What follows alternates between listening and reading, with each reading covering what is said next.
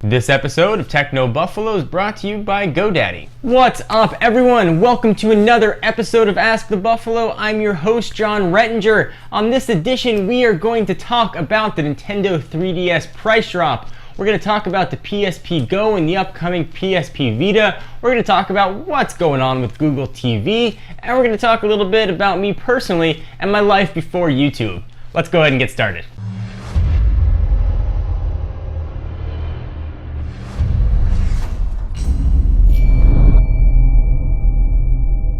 So thank you guys for tuning in to another episode of Ask the Buffalo. You can ask me, Jon Rettinger, any question you want from the wide world of technology, and you can ask these questions one of two ways. First, you can send a message to me on Twitter at John4Lakers or at TechnoBuffalo. Use the hashtag AskTheBee, and you can ask me anything you want. You can send those questions in 24 hours a day, 7 days a week. Otherwise, once a week on technobuffalo.com, we'll put up an article asking you to send in your questions for things that you want answered. It could be obscure questions, it could be broad questions, it could be anything that you just want to know, whether it's a how-to or how to fix something that might be wrong with your phone or tablet.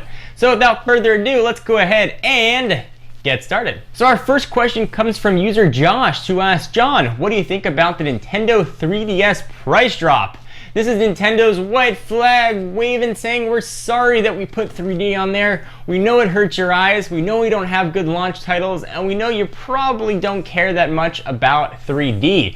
Effective August 12th, Nintendo is going to be dropping the price from $249 to $169, effectively sticking it to those early adopters that went out and picked up a Nintendo 3DS when it was first released, including myself.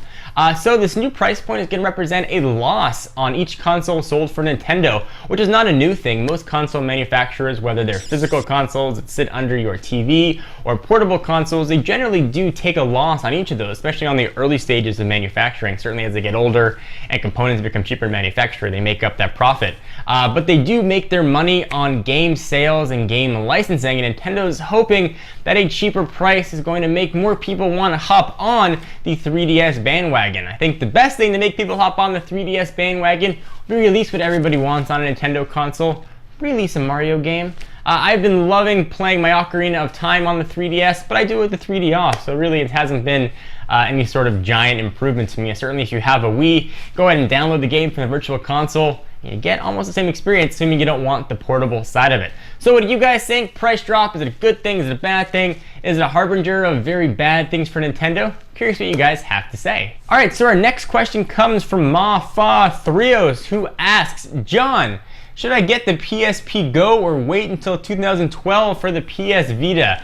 That question, my friend, is a no-brainer. First of all, PSP Go has pretty much been discontinued by Sony. It was a non-physical media version of the PSP, so you had to download all the games. It had a smaller screen, some cramped controls. It was a slide out. People just didn't like it. Now it's reflected in sales, so Sony has laid down the axe.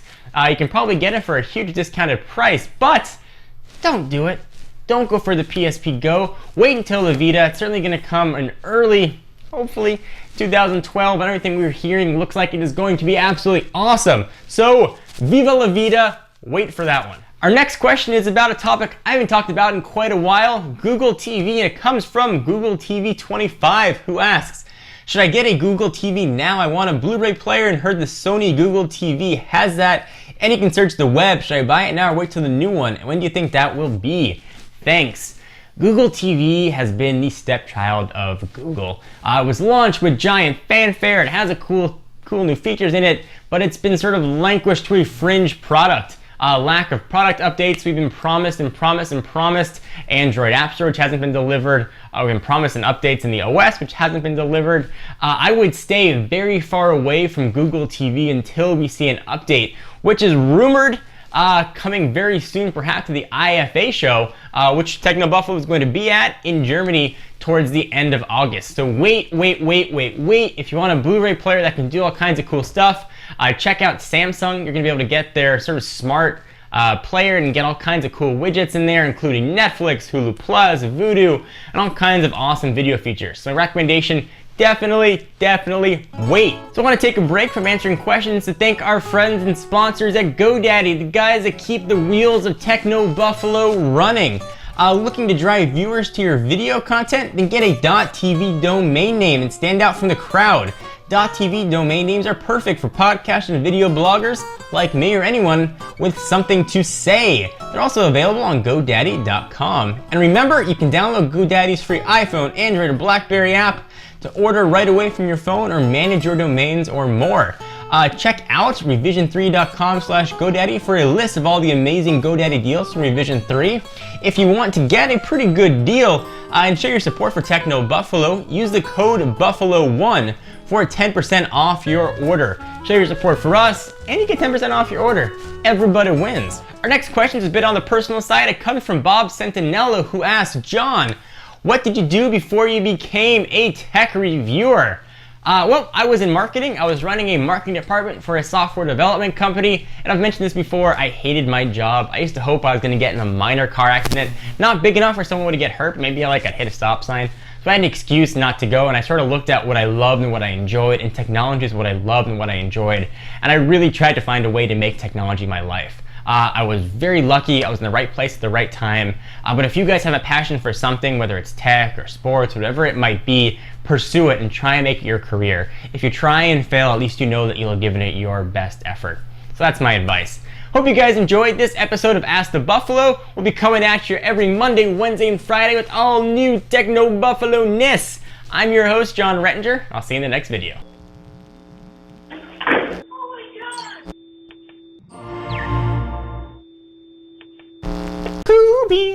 Cool beans. What does that mean? What does that mean?